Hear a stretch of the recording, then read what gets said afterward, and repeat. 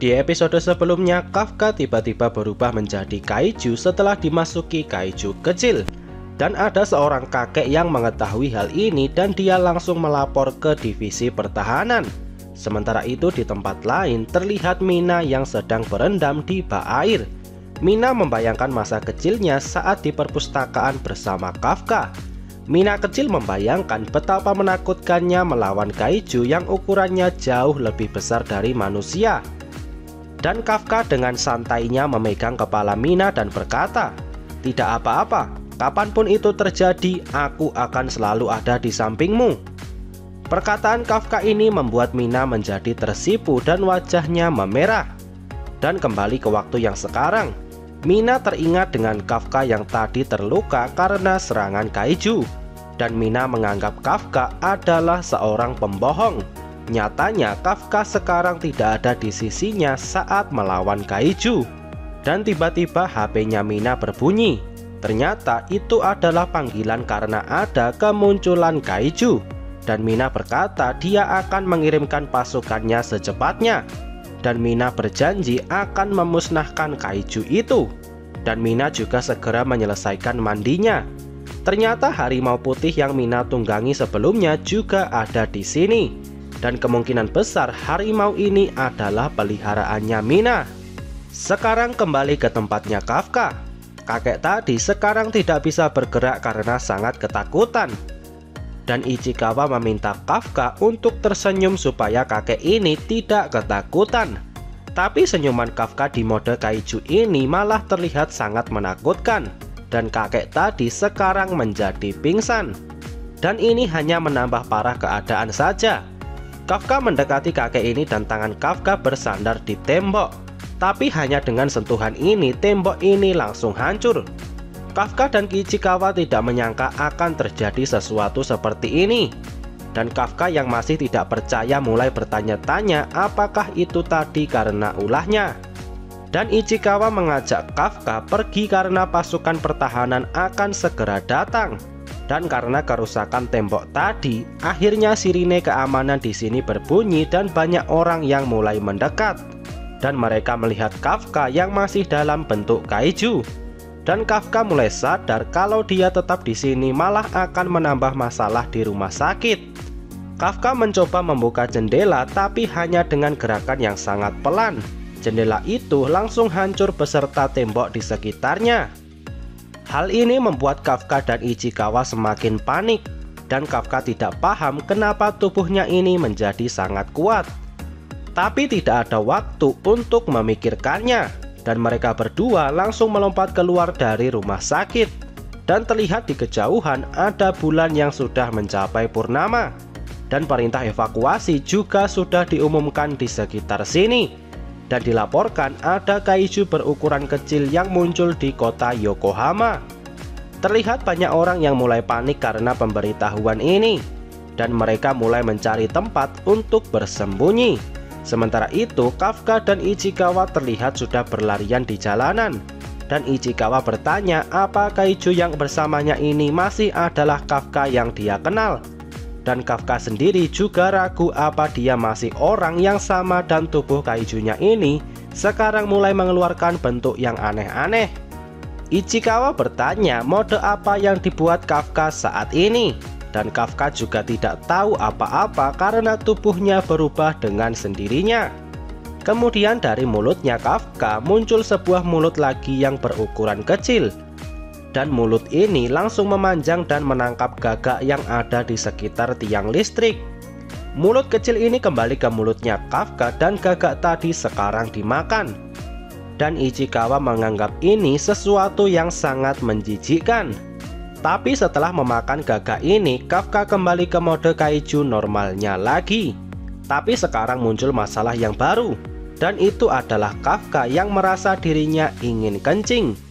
Ichikawa meminta Kafka untuk menahannya, tapi itu tidak bisa karena tubuh kaiju ini melakukan semuanya sendiri. Dan Kafka tidak bisa mengendalikannya. Dan Kafka tidak ingin sampai kencing sembarangan di tengah jalan karena dia adalah orang dewasa. Terlebih lagi Kafka tidak tahu bagaimana dia akan kencing karena mode kaiju ini tidak ada yang namanya anu. Dan tiba-tiba keluar air kencing dari dadanya Kafka. Dan mereka berdua tidak menyangka airnya akan keluar dari situ. Kafka langsung berhenti berlari dan Kafka merasa dia sudah tidak bisa menjadi pengantin karena kencing sembarangan di jalan. Dan Kafka meminta untuk dibunuh saja. Dan Ichikawa berkata itu bukanlah masalah karena Kafka belum punya calon istri. Ichikawa juga berusaha membangunkan Kafka, tapi tubuh Kafka ini sangat-sangat berat. Dan Kafka bertanya apa yang akan terjadi kepada dirinya mulai dari sekarang. Dan Kafka bertanya apa dia masih bisa bergabung dengan divisi pertahanan. Dan dengan mudah Ichikawa menjawab, tidak bisa. Dan jika Kafka masih terus berbentuk seperti ini, sudah jelas Kafka adalah target untuk dimusnahkan. Kafka merasa dirinya sangat sial, padahal dia baru saja bertekad untuk mencoba masuk ke divisi pertahanan sekali lagi. Tapi dia malah berubah menjadi kaiju itu sendiri. Dan Kafka bertanya apa dirinya memang tidak ditakdirkan untuk masuk ke divisi pertahanan. Dan lamunan Kafka ini berakhir karena Ichikawa menemukan area terlarang di sekitar sini. Seharusnya di sekitar sini tidak ada orang sama sekali. Dan Ichikawa mengajak Kafka untuk bersembunyi di sini. Tapi Kafka malah tidak bergerak dan Kafka merasa ada sesuatu yang semakin mendekat. Ichikawa bertanya apa itu pasukan pertahanan. Tapi Kafka berkata tidak. Ternyata sesuatu itu berasal dari dalam tanah dan itu adalah kaiju. Dan itu adalah kaiju dengan tipe yang sama yang menyerang mereka berdua kemarin. Ichikawa bertanya-tanya bagaimana Kafka bisa tahu akan hal itu. Tapi dengan kedatangan kaiju ini artinya fokus pasukan pertahanan akan terbagi menjadi dua. Dan pengejar Kafka juga akan semakin berkurang. Dan menurut Ichikawa ini adalah waktu yang sempurna untuk bersembunyi. Dan karena perintah evakuasi sudah diberikan, seharusnya korban dari kemunculan kaiju ini bisa diminimalisir. Dan mereka tinggal berdoa saja semoga tidak ada korban jiwa. Mereka berdua mulai masuk ke dalam area terlarang ini. Tapi Kafka mendengar kaiju tadi sekarang sudah sampai di permukaan tanah dan merusak sebuah rumah. Dan di dalam rumah itu ada seorang anak yang menangis karena ibunya tertimpa lemari. Kaiju ini mulai mendekati mereka berdua. Dan sang anak ini masih berada di depan ibunya sambil menangis. Sang anak mengajak ibunya untuk segera berlari. Tapi ibunya tidak bisa bergerak karena tertimpa lemari dan juga tubuhnya yang terluka cukup parah. Sang ibu meminta anaknya untuk lari dan menyelamatkan diri. Dan tinggalkan saja ibu di sini. Tapi sang anak ini tidak mau pergi dan sekarang dia memeluk ibunya. Dan sang ibu masih meminta anaknya untuk segera pergi. Tapi sang anak masih tidak mau pergi. Dan kaiju ini sudah siap untuk memakan mereka berdua. Tapi tiba-tiba Kafka sampai di sini dan memukul kaiju ini sampai terhempas cukup jauh. Anak dan ibu ini kaget karena kaiju ini tiba-tiba terlempar. Dan Kafka lebih terkejut lagi karena pukulannya menjadi luar biasa kuat. Kafka mulai bertanya ke anak tadi, apa kalian terluka? Tapi anak ini sangat ketakutan melihat Kafka yang masih dalam mode kaiju. Kafka mencoba menghibur anak ini dengan tersenyum. Tapi hal ini tidak membantu karena senyuman Kafka masih sangat menakutkan. Kemudian Ichikawa datang dan mengeluarkan sang ibu tadi dari tumpukan lemari. Dan tiba-tiba kaiju tadi kembali dan dengan rahang yang sudah patah. Kafka meminta Ichikawa untuk menjaga mereka berdua. Dan Kafka berkata akan mencoba memukul kaiju ini dengan sekuat tenaga. Sekarang Kafka bersiap mengeluarkan pukulannya dan Ichikawa mencoba membawa mereka berdua menjauh. Dan sekarang kaiju tadi mulai menyerang lagi dan Kafka juga melayangkan pukulannya. Dan hanya dengan sekali pukulan kaiju ini langsung hancur lebur dan mati. Kafka sendiri masih tidak menyangka pukulannya akan langsung menghancurkan kaiju sebesar ini.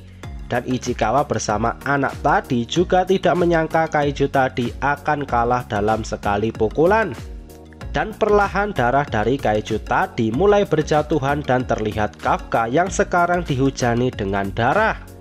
Kafka sekarang tahu kalau dia memiliki kekuatan yang luar biasa, dan kekuatan ini tidak boleh diarahkan kepada manusia. Setelah hujan darah ini berhenti, Kafka mengajak ibu dan anak ini ke rumah sakit. Tapi sang anak masih ketakutan melihat Kafka yang sekarang berlumuran darah. Dan anak ini mulai bersembunyi di belakang Ichikawa. Kafka yang melihat kejadian ini hanya diam dan tidak berkata apa-apa. Kemudian Kafka mendekat dan berkata kalau Ichikawa akan membawa kalian ke tempat yang aman, dan Kafka sendiri akan pergi dari sini, jadi tidak perlu takut lagi. Kemudian Kafka mulai berjalan pergi, tapi tiba-tiba anak tadi memanggil Kafka, dan anak ini berkata, "Kaiju-san, terima kasih." Mendengar ini membuat Kafka merasa sangat terkejut, dan Kafka teringat lagi dengan momen saat dia bersama Mina saat di perpustakaan. Mina menirukan lagi kalimat yang Kafka katakan tadi, "Kapanpun itu terjadi, aku akan selalu ada di sampingmu." Kalimat Kafka ini membuat Mina tertawa cukup keras, dan menurut Mina, Kafka ini terlalu banyak membaca manga. Kafka yang malu mulai panik dan meminta Mina untuk tidak menceritakan hal ini kepada ibunya Kafka dan ibunya Mina, karena bisa saja mereka akan menjadi bahan gosipan nanti. Tapi Mina malah menjawab terima kasih, dan jika mereka bertarung bersama, rasanya tidak akan menakutkan. Dan sekarang Kafka yang masih dalam mode kaiju mulai melihat dirinya yang masih kecil berlari bersama Mina. Dan mereka berdua sudah berpose seperti anggota divisi pertahanan. Dan Kafka mulai membayangkan dirinya yang sekarang bisa berdiri di sampingnya Mina bersama-sama dan membasmi kaiju. Dan dari sini tekadnya Kafka mulai kembali. Dan sekali lagi Kafka tidak ingin menyerah hanya sampai di sini. Ichikawa sendiri sudah mulai berdiri dan bersiap untuk membawa ibu dan anak tadi ke rumah sakit. Dan Ichikawa meminta Kafka untuk segera bersembunyi. Tapi Kafka malah berkata, "Aku memutuskan untuk tidak menyerah, dan aku harus pergi berada di sampingnya Mina." Dan perlahan-lahan tubuh kaiju yang Kafka gunakan ini mulai terbuka dan Kafka mulai kembali ke wujud manusianya. Dan sekarang 3 bulan sudah berlalu sejak Kafka berubah menjadi kaiju. Dan terlihat di sebuah stasiun televisi ada berita yang mengabarkan tentang kemunculan kaiju ke-8. Dan itu adalah Kafka dalam mode kaiju. Dan alasan kenapa Kafka dinamai kaiju nomor 8 adalah karena Kafka adalah kaiju ke-8 yang muncul di tahun ini. Dan sampai saat ini kaiju nomor 8 masih belum ditemukan keberadaannya. Dan pasukan pertahanan Jepang masih terus mencarinya. Dan sekarang di kantor divisi pembersihan, mereka sedang berkumpul dan melihat berita tentang kaiju nomor 8 ini di televisi. Mereka juga bertanya-tanya kenapa kaiju nomor 8 belum ditemukan juga. Dan Ichikawa yang melihat ini merasa khawatir karena dia adalah satu-satunya orang yang tahu kalau Kafka adalah kaiju nomor 8 yang sedang dicari-cari. Kemudian kepala kantor memanggil Ichikawa dan memberikan surat dari divisi pertahanan. Dan ternyata mereka berdua lolos di seleksi pertama. Ichikawa yang merasa senang langsung keluar dan mencari Kafka. Setelah berlari beberapa saat, akhirnya Kafka ketemu juga. Ternyata Kafka sedang duduk di atas tengkorak kaiju dan memakan bekalnya. Dan entah kenapa Kafka malah berubah ke mode kaijunya di saat seperti ini. Dan Ichikawa yang melihat Kafka yang sembrono langsung menendang Kafka supaya tersadarkan. Dan Kafka berkata kalau dia tidak bisa merasakan apapun saat berubah ke mode kaiju. Jadi seringkali Kafka berubah tanpa dia sadari. Tapi sekarang Kafka sudah kembali ke bentuk manusianya. Dan sekali lagi Ichikawa dengan suara yang keras meminta Kafka untuk lebih memperhatikan wujudnya. Setelahnya Kafka memberikan surat tadi kepada Kafka. Tapi Kafka tidak kaget sama sekali mendengar berita kelulusannya ini. Dan ternyata mereka berdua baru lulus di seleksi pertama. Dan Kafka berkata dia selalu gagal di seleksi kedua. Di sini Ichikawa bertanya sekali lagi, "Apa kau benar-benar ingin mencoba masuk ke divisi pertahanan?" Dan Kafka menjawab, "Tentu saja, dan aku tidak akan sampai ketahuan." Tapi melihat kebiasaan Kafka membuat Ichikawa menjadi tidak yakin. Kemudian Ichikawa mengingatkan lagi kalau tes kedua akan diawasi langsung oleh divisi pertahanan. Dan jika sampai ketahuan, bisa saja Kafka akan langsung dibunuh. Tapi Kafka sudah siap dengan hal itu dan tetap akan maju walaupun resikonya besar. Dan selama 3 bulan ini Kafka sudah mencari tahu caranya untuk kembali menjadi manusia biasa. Tapi Kafka tidak menemukan petunjuk apapun. Dan di usianya yang sudah 32 tahun, seleksi ini akan menjadi yang terakhir bagi Kafka. Dan Ichikawa juga sudah siap menjalani seleksi kedua. Dan karena mereka berdua adalah peserta seleksi, makanya Ichikawa menganggap Kafka adalah rivalnya. Dan begitu juga sebaliknya. Sekarang dengan tekad yang kuat, mereka berdua sudah siap untuk menghadapi tes kedua. Apakah tes ini akan berjalan dengan lancar? Dan apakah identitas Kafka tidak akan ketahuan? Temukan jawabannya di video pembahasan selanjutnya. Oke, sekian dulu video kali ini. Semoga videonya bermanfaat. Subscribe channel ini dan sampai jumpa di video selanjutnya.